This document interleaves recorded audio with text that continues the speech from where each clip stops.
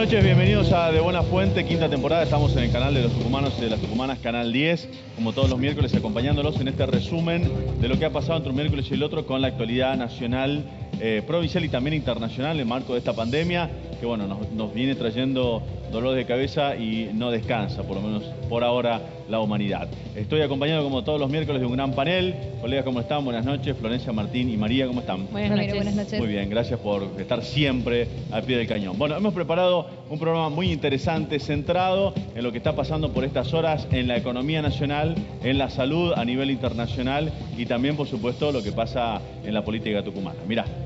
Hoy en De Buena Fuente.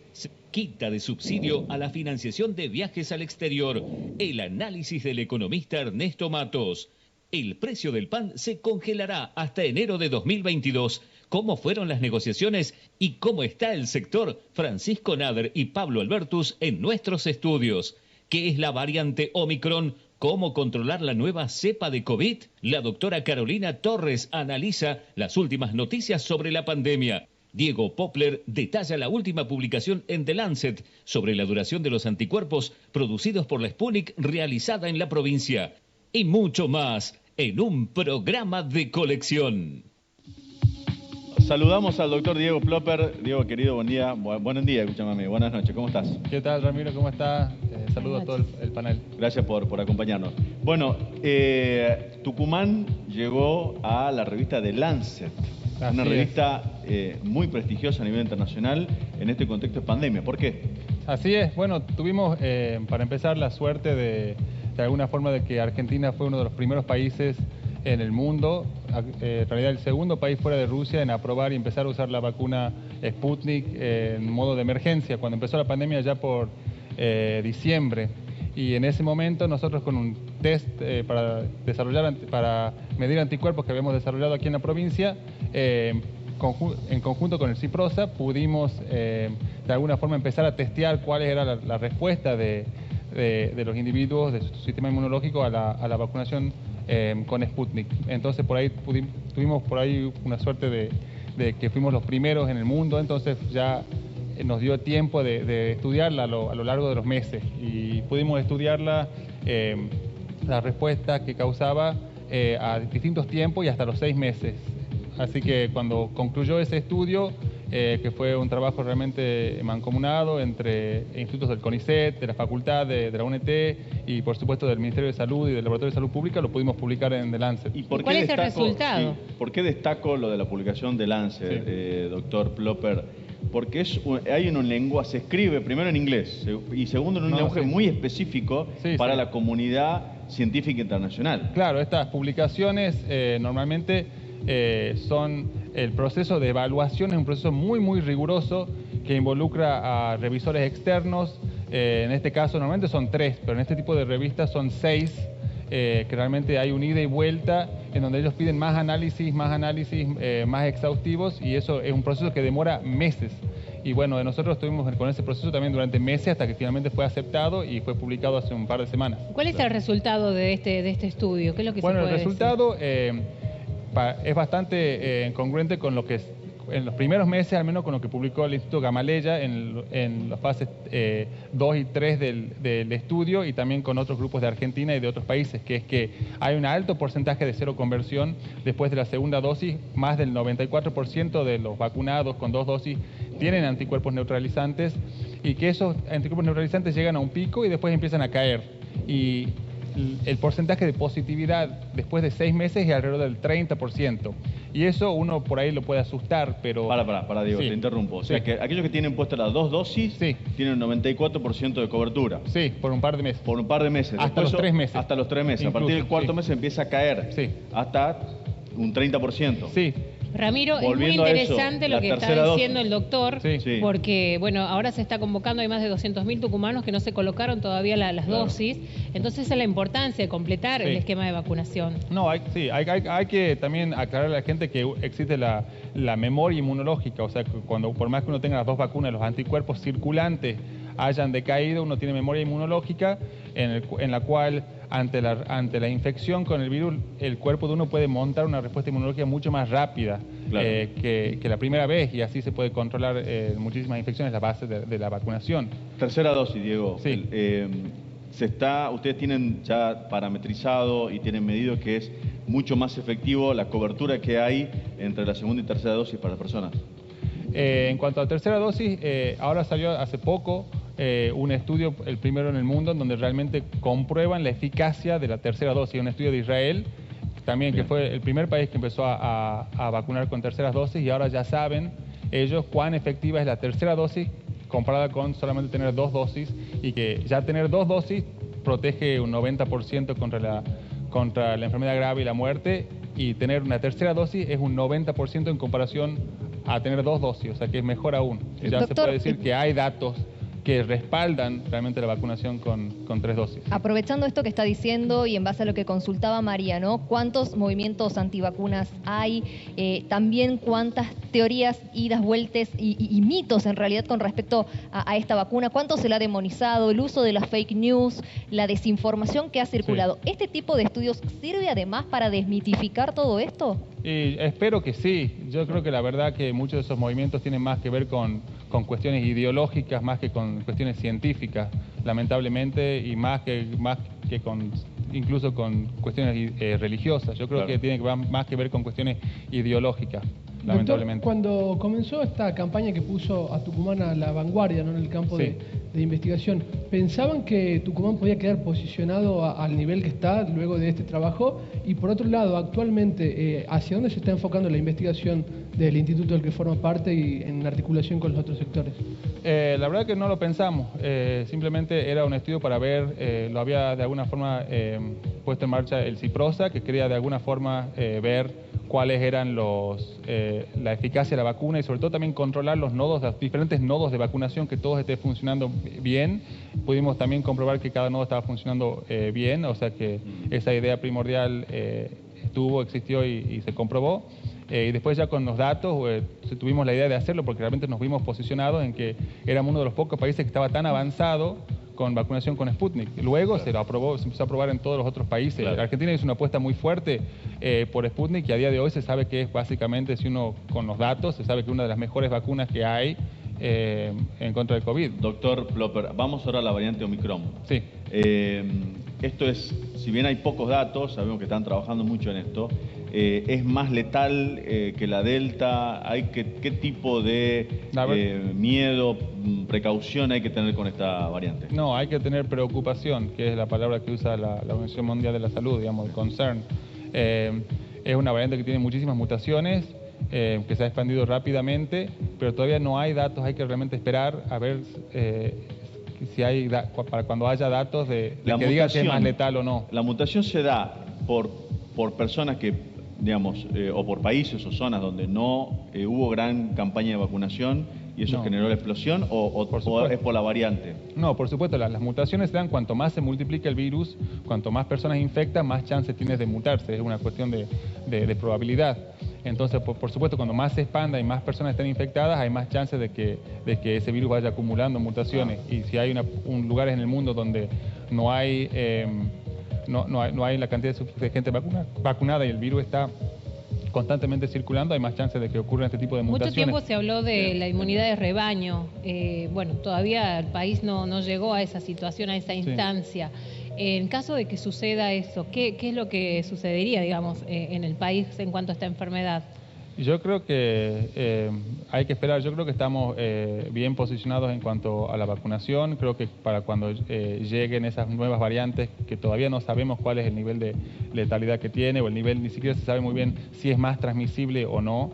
Hay algunos estudios muy preliminares que podrían indicar que sea así, pero no se sabe con certeza. Creo que para cuando llegue, vamos a estar con un alto porcentaje de gente ya con terceras dosis aplicadas, de la gente más vulnerable, y espero que se siga vacunando a los adolescentes, el grupo también, que es un grupo que cuesta por ahí hacerle entender la importancia de la vacunación, y que lleguemos bien para cuando pegue esa ola aquí. La vacuna es una de las herramientas que se tiene en este contexto de constante cambio. Ahora, ¿cuáles son las estrategias que se están incorporando en el resto del mundo contra la Omicron y qué expectativas se tienen con respecto a las mismas. Además, un análisis de lo que Tucumán está haciendo, por ejemplo, por estas horas, con algunas medidas, el hecho de frenar lo que tiene que ver con los actos o eventos multitudinarios, con la contención del ingreso, en realidad, de la gente con el calendario completo de vacunas. Sí, yo creo que hay que tomar todas las medidas posibles. Realmente hay que tomar las medidas posibles, por más que por ahí nos cueste un poco el tema del barbijo, pero claro. Sí, de los actos masivos, de los barbijos, el de los pasaportes o carnes de vacunación, pasaportes sanitarios.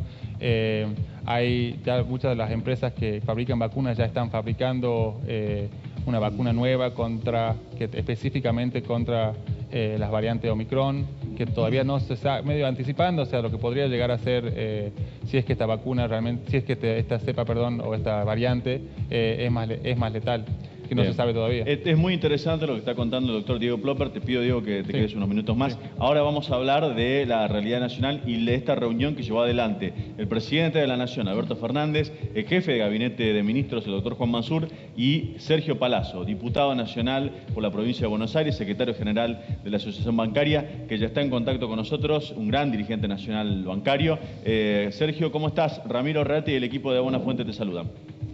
Hola Ramiro, un saludo grande a todas las compañeras y compañeros tuyos en el estudio y un saludo a toda la audiencia. Muy interesante la reunión que tuviste me tomo la decisión de tutearte, con Alberto Fernández y con el jefe de gabinete Mansur, ¿no? Sí, tuteame tranquilo, nos conocemos hace tiempo. Bueno, un gusto, gracias. ¿verdad? Y te felicito por el programa y por los malos momentos que pasaste en tu momento y el apoyo que recibiste de todos tus compañeros. Te agradezco mucho. Gracias por tus palabras. Por otro lado, antes de hablarte de la reunión, quisiera mandarle un saludo muy grande a todas las compañeras y compañeros bancarios de Tucumán, agradecerles su presencia protagónica e importante en la vida de la organización sindical y particularmente estrecharme un fuerte abrazo a mi querida compañera Cecilia Sánchez Blas, nuestra secretaria general, y por supuesto a mi querido amigo de tantos años, Carlos Cisneros. Por supuesto. Bueno, la reunión de ayer tuvo varias aristas. La primera de ellas que abordamos fue la situación del sistema financiero y la necesidad de fortalecer la banca pública como un instrumento de crecimiento dentro de ese sistema financiero. El Banco Nación, por ejemplo, pasó a ser en la época de González Fraga presidente un banco que tenía rentabilidad negativa, a haber sido premiado hace poco como el banco, como la empresa que más ganó en una pandemia y que más volumen de trabajo generó. Así que hablábamos sobre eso, hablamos también sobre le manifesté mi preocupación. Nosotros mañana estamos con un paro nacional en el Banco Santander que pretende cerrar 100 sucursales en la Argentina, además de tercerizar tareas, quitarles derechos, negarles el pago de un bono que vienen cobrando hace años los compañeros, y en modo extorsivo plantear que si quieren cobrar el bono tienen que admitir el cierre de las sucursales por parte del sindicato. Increíble. O sea que obviamente... Con lo que están ganando los bancos, Sergio, ¿no? Con lo que han ganado los bancos en pandemia, ¿no? Y particularmente el Banco Santander, que fue el que más desarrollo tuvo, fue el que absorbió el Citibank en su momento, y absorber el Citibank no es menor, tenés que tener espaldas económicas como para hacerlo. Le planteé mi preocupación, le llamó mucho la atención y se alarmó por la cantidad de sucursales, tanto el ministro Mansur como el presidente de la Nación. También tuvimos la oportunidad de hablar de lo que ha sido el proceso de unidad que se dio en la bancaria, donde hay elecciones el 14 de diciembre, y bueno, ellos nos felicitaban a los bancarios por haber encontrado esa unidad y se comprometían a trabajar firmemente en esto. También hablamos de las paritarias. Nosotros acabamos de presentar la nota habíamos presentado en el Ministerio de Trabajo para reabrir nuestra paritaria que finaliza en diciembre, y teníamos que producir una revisión de esa paritaria para no quedar desfasado de la inflación. Lo hablé con él, y bien lo hablé ayer al mediodía, hoy ya nos llegó la convocatoria del Ministerio para reabrirla el jueves de la semana próxima, queda reabierta la paritaria, y también le planteé que nosotros vamos a ir en la línea de que el bancario no puede perder poder adquisitivo del salario y que vamos a tratar de sacar algún punto más por encima de la inflación. Porque ustedes además, Sergio, están planteando como referencia de los pisos de aumento salarial que están pidiendo los otros gremios, ¿no? Por cómo se plantan a nivel nacional para el pedido de incremento salarial, y eso también lo ven los otros sindicatos como buena señal para poder pedir el mayor cantidad de porcentaje para arriba, ¿no?, de los salarios. Sí, sobre todo, esta es la segunda vez que el presidente tiene una consideración muy especial por los bancarios, y también sabemos que el jefe de gabinete Mansur también, ¿no? Y ni bien terminamos la reunión al mediodía, me contacté hoy a la mañana con el ministro de Trabajo, lo puse en antecedente de lo que había pasado en la reunión, y automáticamente convocó para el jueves de la semana que viene, con lo cual la paritaria de bancarios está reabierta, y esto les facilita a muchas organizaciones. Claro. Palazzo, ¿cómo le va? Le saluda Martín Faciano y le quería preguntar porque hace un rato estuvo hablando el CEO del Banco Santander diciendo que estaba sólido el sistema financiero en Argentina, que no iba a haber peligro de que se absorban depósitos ni nada que ver con las fake news que se estuvieron viralizando esta semana, y quería preguntarle precisamente en qué contexto argumentan desde el Banco Santander para justificar el cierre posible de 100 sucursales. Bueno, ¿qué tenemos? ¿Algún delay? El sistema financiero está sólido, eso es cierto, y existe liquidez tanto de dólares como de pesos.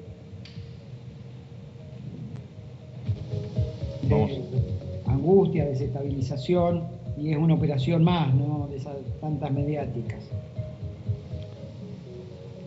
Tenemos algún delay ahí, Sergio, cuando te escuchamos. Se pierde un poco la A ver, ¿ahora me escuchás? Ahora sí, Sergio. ¿Ahí me escuchás bien? Perfecto. Bueno, perfecto. Decía que la fake que salió el fin de semana respecto al tema de un posible corralito y la duda que generó, no tiene ningún asidero técnico. Es decir, el que está en el sistema financiero sabe que hay liquidez en dólares y sabe que las operaciones en dólares están calzadas con la misma moneda. Los pasivos, que serían los depósitos, están calzados o con los dólares que están resguardados en el Banco Central, o están calzados con créditos en dólares que solamente se le pueden dar a importadores, que son los que generan dólares para pagar en dólares. Con lo cual, cualquiera que estaba en el sistema financiero sabía que eso era una fake, nada más que angustiaron a la sociedad.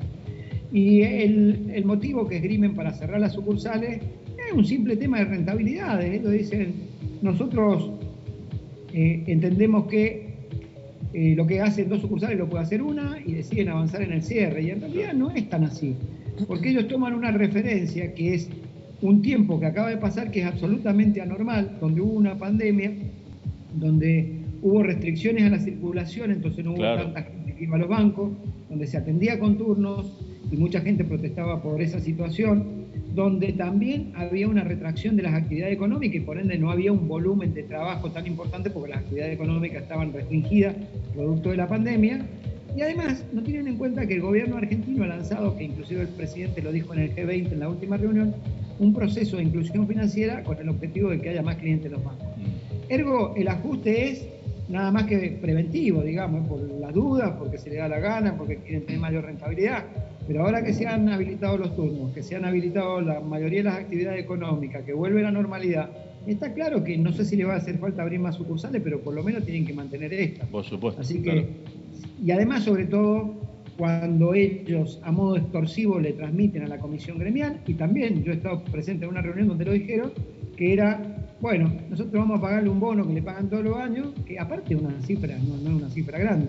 Vamos a pagarle el bono solamente si nos habilitan a cerrarle la sucursal y ustedes dan la conformidad para cerrar la sucursal.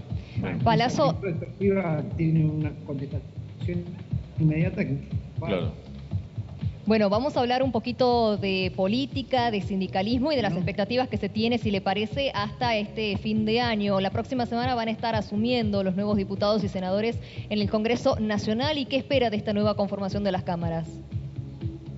Bueno, a mí me va a tocar asumir también como diputado nacional el día 7 de diciembre. Está claro que hay una composición muy ajustada de la primer minoría para el oficialismo, de 118 a 117, la matemática legislativa de cantidad de legisladores del Frente de Todos, de Juntos por el Cambio, o en los distintos espacios que tienen.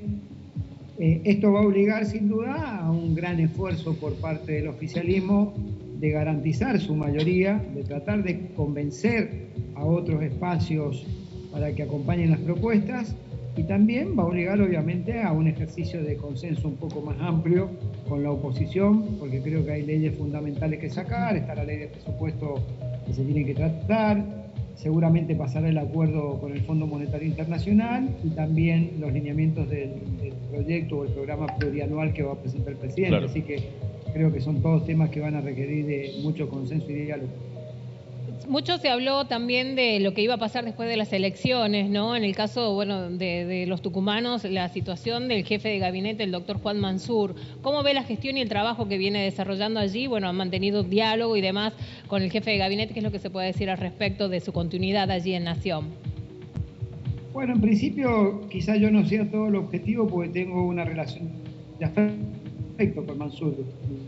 Y por ahí pueda tildarse subjetivo mi opinión, pero yo creo que la presencia de él en el gabinete trajo ciertamente una tranquilidad política necesaria en un momento donde el oficialismo acababa de perder una PASO y las proyecciones eran mucho más grandes, como que se iba a agrandar esa diferencia electoral, y creo que la presencia de Juan Mansur y de otros compañeros y compañeras que ocuparon cargo en el gabinete pudo dar ciertas tranquilidades y en muchos casos, como en la provincia de Buenos Aires, mejorar la performance electoral. Es un hombre avesado en política, un hombre de mucho consenso, de diálogo, que proviene del espacio de los gobernadores y como tal ha ejercido un poder ejecutivo y sabe lo que significa dialogar y consensuar, y por supuesto desde el afecto que uno le tiene, la mejor de las predisposiciones para trabajar con él y que seguramente le va a ir muy bien. Sergio, nuestro abrazo y solidaridad para los trabajadores y trabajadoras del Santander, también por supuesto acompañando lo que es el paro de mañana a los trabajadores bancarios y trabajadoras. El afecto de siempre, gracias por la deferencia, el tiempo y el abrazo a la distancia, querido Sergio. No, gracias a ustedes y bueno, justo venía de la reunión de CGT donde estuvo Martín Guzmán, que nos dio por lo menos algo que sabíamos, pero que se hizo público. Ah, bueno, vos nos estás tirando un buen dato, no te vamos a despedir ahora. ¿Qué hablaron con el ministro de Economía?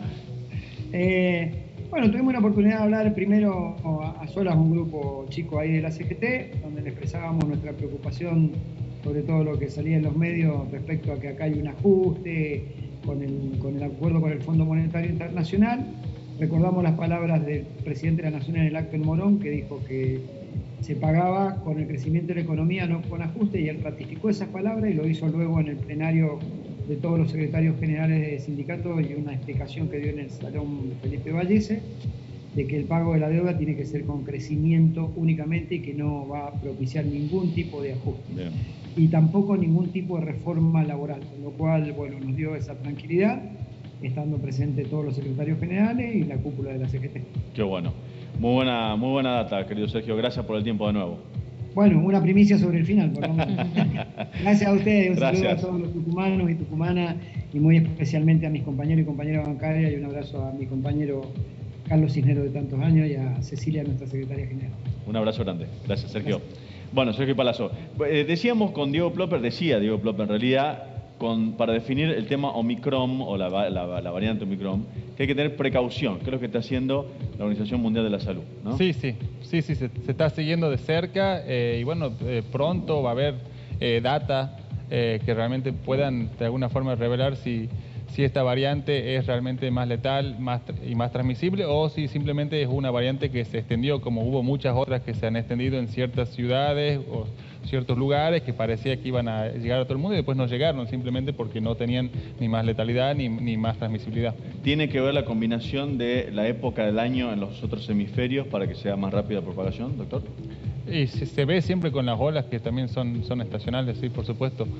Lo que preocupa de la Omicron específicamente es la cantidad de mutaciones que ha adquirido, lo cual la hace, digamos... ¿Qué significa cantidad de mutaciones? ¿Que los síntomas van a ser distintos para nosotros o que las vacunas no han sido pensadas para esa gran cantidad de formaciones diferentes? Eso sí, simplemente significa que hubo mutaciones en el virus.